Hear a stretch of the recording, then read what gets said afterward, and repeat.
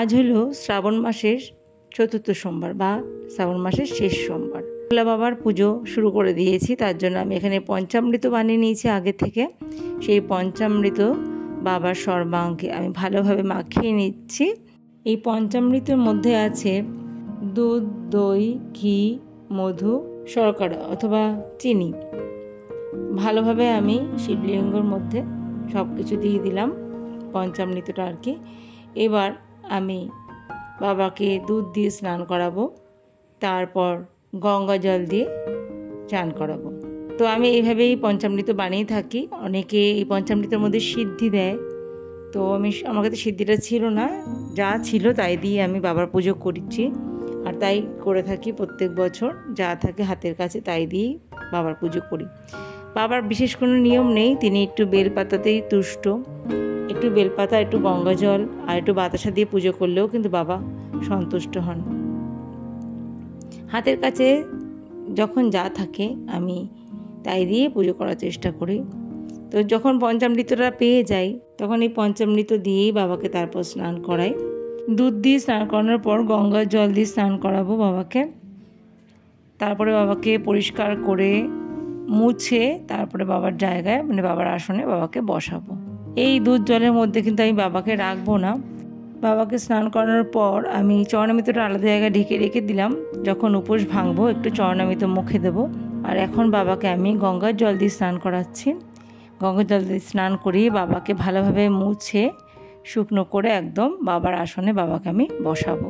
বাবাকে স্নান করানোর সময় আমরা সবাই যেটা বলে থাকি, ওং নমঃ শিবায়, ওং নমঃ শিবায়, ওং নমঃ শিবায়, ওং নমঃ শিবায়, ওং নমঃ শিবায়, ওং নমঃ শিবায়, ওং নমঃ শিবায়, ওং নমঃ শিবায়।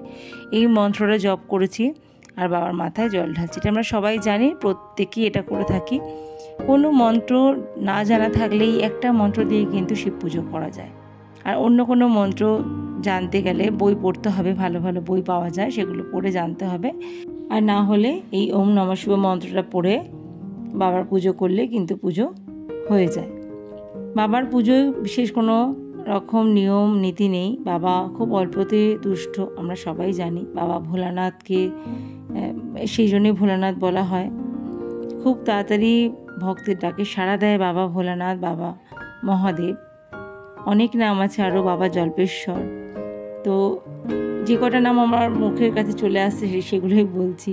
আর এই দেখো বাবাকে এবার আমি সচন্দনে বেলপাতা বাবার মাথায় রেখে দিচ্ছি।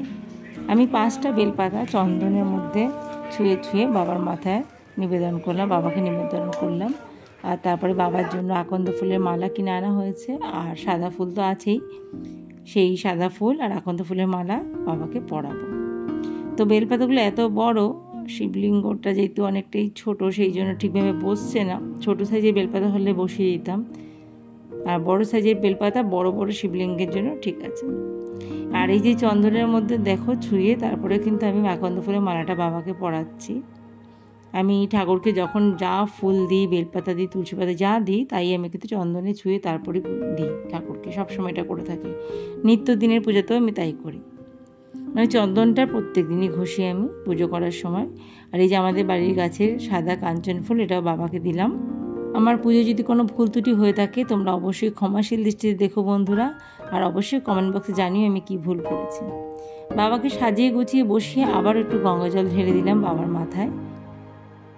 তারপর বাবাকে বাবার আসনে বসিয়ে দিলাম। এবার বাবাকে ভোগ নিবেদন করব। তার আগে এই যে বাকি যে ফুলগুলো আছে সেগুলো সব ঠাকুরকে আমি দিয়ে দেব। আর এই দেখো বাবাকে আমি ভোগ দিয়ে দিয়েছি। এখানে সাদা সন্দেশ বাবার খুব পছন্দ, সাদা সন্দেশ বা বাতাসা হলেই হলো। তো আজকে সাদা সন্দেশ দিয়েছি। আর এই যে 5 রকম গোটা ফল নৈবেদ্যতে দিয়েছি বাবাকে। আর এবার আমি কর্পূর বাতি দিয়ে বাবাকে আরতি করছি। মোমবাতি জ্বালিয়ে নিয়েছি, ধূপকাঠি জ্বালিয়ে নিয়েছি, আর কর্পূর বাতি দিয়ে বাবাকে আরতি করছি। নাগেন্দ্র হারায় ত্রিলোচনায় ভস্যাঙ্গরাগায় মহেশ্বরায় নিত্যায় শুদ্ধায় দিগম্বরায় তস্मै নকারায় নমঃ শিবায় মন্দাকিনী সলিল চন্দন চর্চিতায় নন্দীশ্বর ব্রহ্মনাথার মহেশ্বরায় মন্দার পুষ্প বহু পুষ্প সুপূজিতায় তস্मै মকারায় নমঃ শিবায় শিবায় গৌরী বন্দনাজ বৃন্দ সূর্যায় দক্ষধরা নাশা করায় শ্রী নীলকণ্ঠায় বৃষধ্বজায় তস্मै শ্রীকারায় নমঃ শিবায়। ওম নমঃ শিবায়। ওম নমঃ শিবায়। বৈশিষ্ট্য কুম্ভ গৌতমার্য মুনীন্দ্র দেবার্চিত শিখরায় চন্দ্র